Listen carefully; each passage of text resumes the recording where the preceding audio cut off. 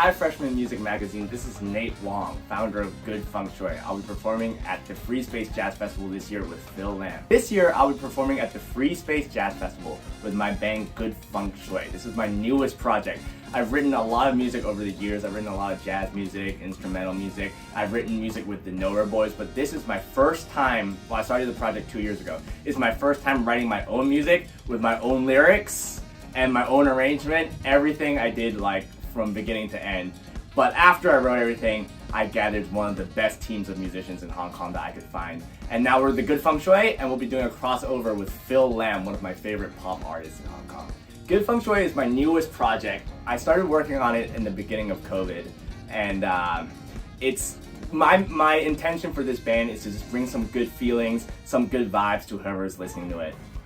I felt like it was a time where we needed some uplifting music, so I started this project. It's my first time not only writing the songs and the melody, but also writing the lyrics. So there's a lot of little stories and messages I want to get across to the audience. Maybe little anecdotes or words of wisdom that have been given to me over the years that I wanted to share back out. And not only are we presenting our own show this time, we're going to be crossovering with Phil Lam, who makes amazing music. He's going to be participating in our music.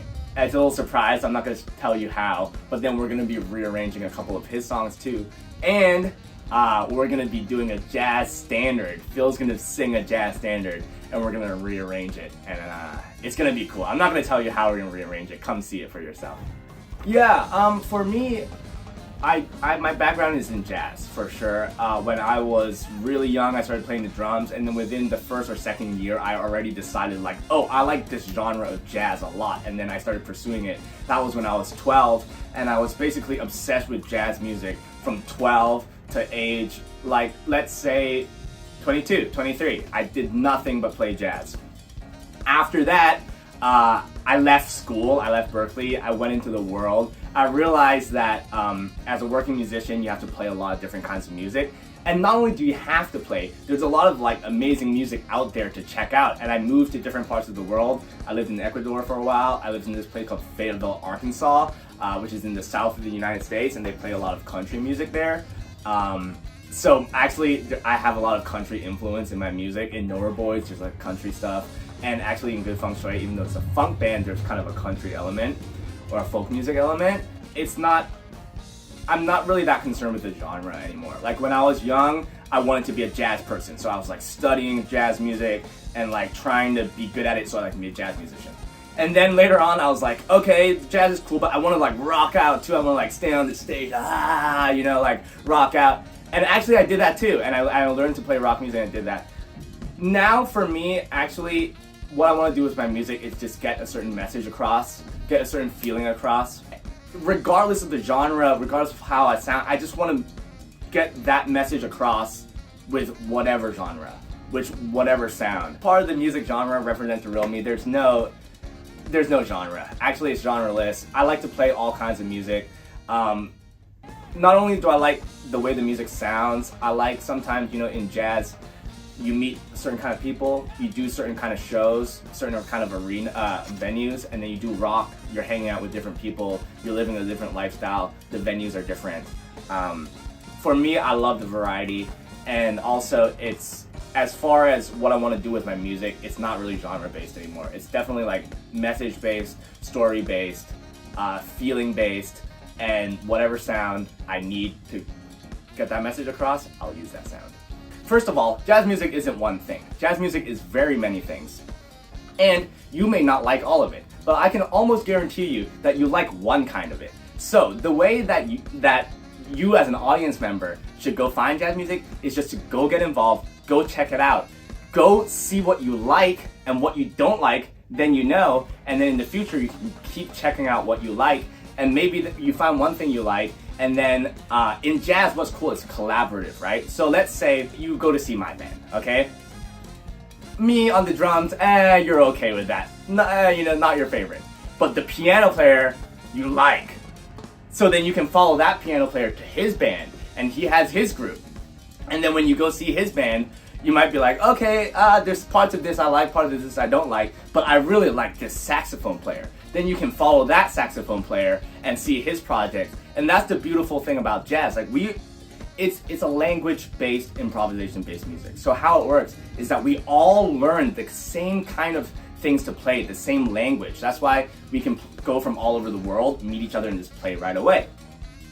Now, because of that, we're all kind of like our own person. We all have our own style, we have our own influences and backgrounds, and then we get together and then we play together, right? So because of that, we can make different combinations, different groups, and there's like endless possibilities of music for us to make, for you to listen to. And that's a great way to explore the music and learn more. Now, as artists, as musicians, how do we make our music reach more people? For me, it's 100% about understanding your surroundings, knowing what's necessary, not necessarily for the whole city, the whole country, maybe just for your community, but knowing, you know, what's good for the community and making music for that, or to tell a story, or to have a message. You know, like, I'll just use myself as an example. When I was very young, I just wrote music that I thought was cool to me. Or I wrote music, the worst is when you write music just because it's advanced and you want to do something advanced, or you want to do something complicated, or, you know, or even unique. I mean, unique is a term that people use as a good term all the time, but if you're just making music just to be unique, I don't know if that's the right way to get more people to listen to you or get a message out. For me these days, it's all about, do I have a story to tell? Do I have a message to give you or a feeling to give you? And if I have that, I create the music for that, and everyone responds. Or not everyone responds, but the right people will respond.